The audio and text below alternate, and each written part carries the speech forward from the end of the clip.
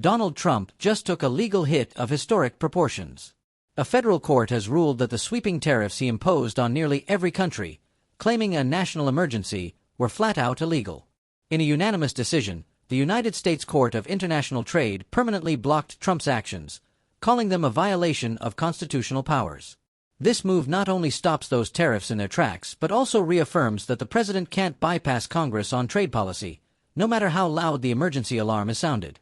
The ruling stems from Trump's use of the International Emergency Economic Powers Act of 1977, known as the IEEPA, to justify his global tariffs during what he called Liberation Day. But according to the judges, the Constitution places the power to regulate commerce and impose tariffs squarely with Congress, not the president. And while Congress can delegate some powers, those powers must be limited and clearly defined, not open-ended and universal like Trump tried to claim.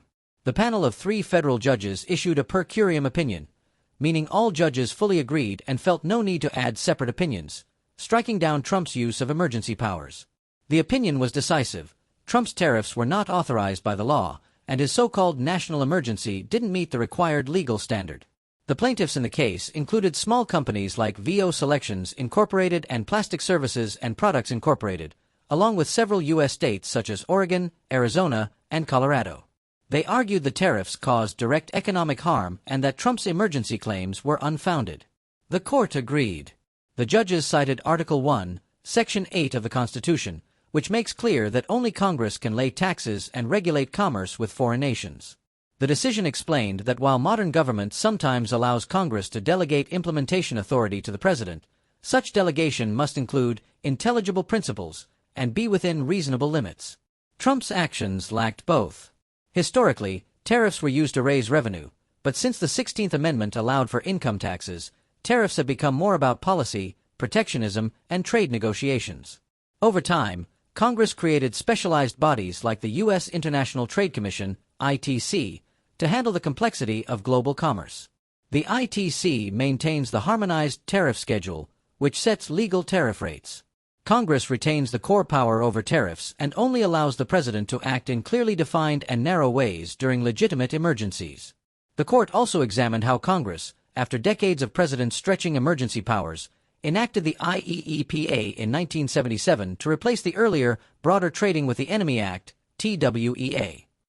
Under IEEPA, the president may act only during unusual and extraordinary threats that justify a national emergency, and only in specific ways.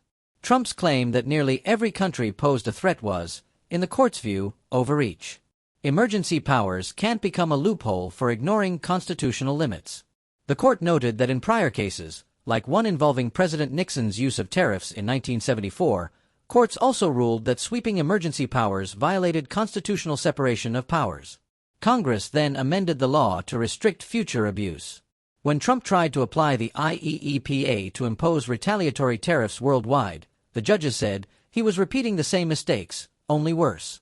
The ruling emphasized that Trump's tariffs lacked limits, weren't tied to a defined emergency, and violated both the Constitution and the IEEPA. The court also said that these worldwide retaliatory tariffs failed the legal threshold and could not be justified by the threats claimed in Trump's executive orders. Since there were no genuine disputes of fact, the court issued a summary judgment, siding completely with the plaintiffs. What does this mean practically? Trump can no longer enforce these tariffs. The orders are vacated. The tariffs are permanently blocked.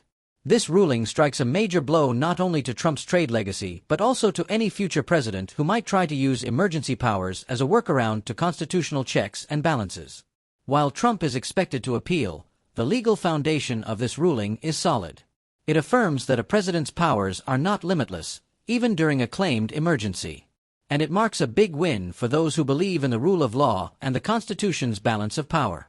The Midas Touch Network promises to keep digging deeper into rulings like this one, showing not just headlines, but what they actually mean. In this case, it's simple. The court said no to Trump's power grab and yes to the Constitution.